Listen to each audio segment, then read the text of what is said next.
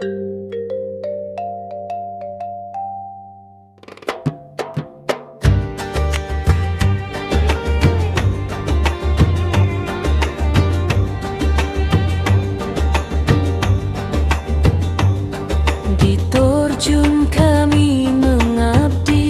kita ketemu lagi. Kali ini kita bakal bedah topik yang kelihatannya rumit banget, tapi sebenarnya punya sistem yang sangat teratur dalam Islam.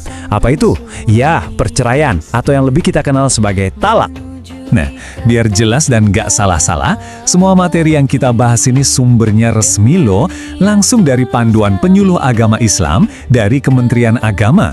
Jadi, informasinya bisa dipertanggungjawabkan. Kebanyakan orang mungkin mikir, ya cerai dalam Islam itu cuma satu macam aja. Jangan salah. Ini tuh sebenarnya sebuah sistem yang utuh loh. Ada banyak banget jalurnya, banyak aturannya, dan semua itu tergantung siapa yang memulai dan kondisinya kayak gimana. Oke, sekarang kita masuk ke bagian pertama. Awal mulanya gimana sih? Nah, semua itu kan ada yang memulai ya. Dalam perceraian ini, bisa dari pihak suami, bisa juga dari pihak istri. Dan prosesnya beda banget. Terus pertanyaannya, emang ada jalur apa aja sih? Nah, ini penting banget buat kita pahami perbedaannya. Karena ini kuncinya buat ngerti sistem ini secara keseluruhan. Nah, ini dia gambaran besarnya. Jadi ada dua pintu utama. Pertama, gugat cerai dari istri. Ini pun ada dua jenis lagi di dalamnya, khulu dan fasah. Pintu kedua, cerai talak dari suami. Nah, ini yang biasa kita sebut talak. Biar nggak bingung, kita kupas satu-satu ya. Oke, kita mulai dari jalur istri dulu ya. Jadi kalau istri yang menggugat, ada dua cara utama, khulu dan fasah. Keduanya ini beda banget loh dasarnya. Yang pertama namanya khulu, gampangnya gini. Ini adalah perceraian yang diminta oleh istri tapi dengan syarat. Syaratnya apa? Istri ngasih semacam imbalan atau uang tebusan ke suami supaya ikatan pernikahannya dilepaskan. Dan konsep tebusan ini ada dasarnya loh, langsung dari Al-Quran. Ayat ini intinya bilang bahwa proses istri menebus dirinya dengan bayaran itu diperbolehkan. Jadi, nggak ada dosa bagi keduanya dalam proses ini. Oke, sekarang kita lihat jalur kedua buat istri yaitu fasah. Nah, ini beda total sama khulu. Kalau fasah, istri minta cerai ke hakim tapi tanpa bayar tebusan sama sekali. Kok bisa? Nah, ini karena ada alasan-alasan yang kuat dan spesifik. Jadi kuncinya di sini. Fasah itu terjadi kalau suami udah gagal total menjalankan kewajiban dasarnya. Coba lihat deh alasannya. Ini bukan main-main. Nggak ngasih nafkah lahir batin berbulan-bulan, ninggalin istri bertahun-tahun tanpa kabar, mahar nggak dilunasi, atau yang paling parah, ada KDRT, penganiayaan atau penghinaan. Jadi fasah ini sebenarnya kayak tombol darurat buat melindungi istri. Oke, cukup soal gugatan dari istri. Sekarang kita pindah sisi. Gimana kalau yang mulai itu suami? Nah, ini dia yang kita sebut talak. Dan di sini ada level-levelnya, ada juga jenis-jenis ucapannya. Penting buat kita tahu bedanya. Proses talak ini kayak tangga, ada tingkatannya. Coba kita lihat. Di talak 1 dan 2, ini masih aman. Suami masih bisa rujuk atau balikan lagi selama masa tunggu, tanpa perlu nikah ulang.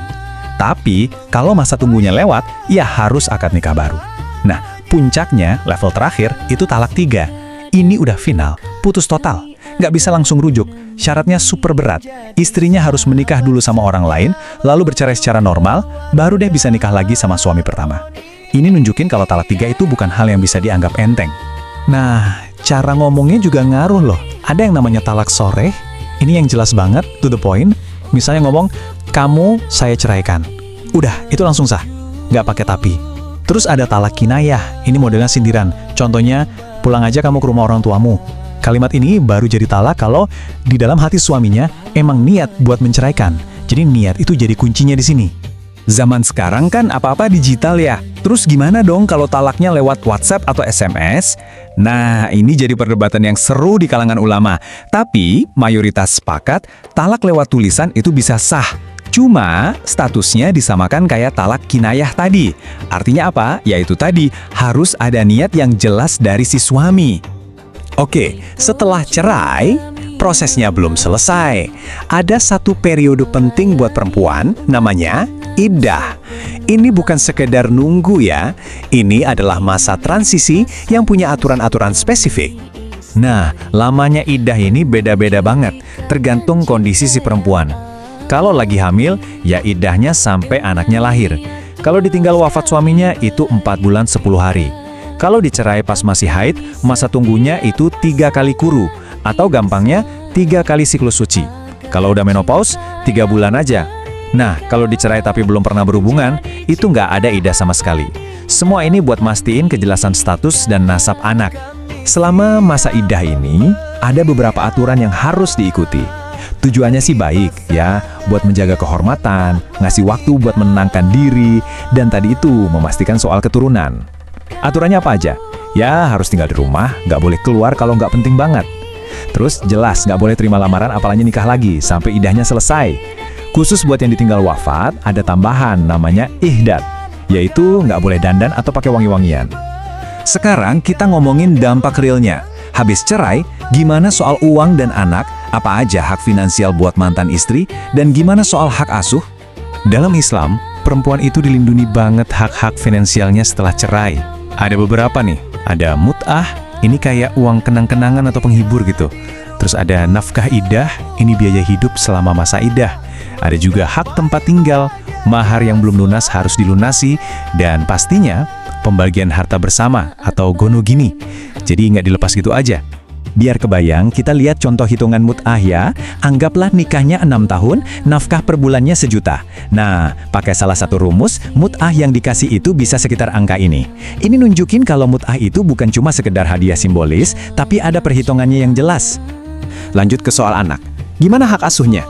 Nah, aturan dasarnya, untuk anak yang belum dewasa, utamanya di bawah 12 tahun ya, hak asuh itu jatuh ke ibu. Kenapa? Ya, logis sih. Karena ibu dianggap yang paling bisa ngasih perhatian dan kasih sayang yang dibutuhkan anak-anak di usia segitu. Eits, tapi ada tapinya. Dan ini penting banget dicatat. Walaupun anaknya ikut ibu, semua biaya hidup dan pendidikan anak itu tetap jadi tanggung jawab penuh sang ayah. Kewajiban ini nggak putus cuma karena udah cerai. Sama sekali nggak. Nah, setelah kita lihat semuanya, dari mulai jenis talak, masa iddah, sampai hak finansial, dan anak, pasti muncul satu pertanyaan besar di kepala kita. Dengan semua aturan yang detail dan jelimet ini, tujuannya sebenarnya apa sih? Apa untuk bikin perceraian jadi susah? Atau justru sebaliknya, untuk melindungi semua pihak, terutama perempuan dan anak-anak? Coba deh, kita renungkan bareng-bareng.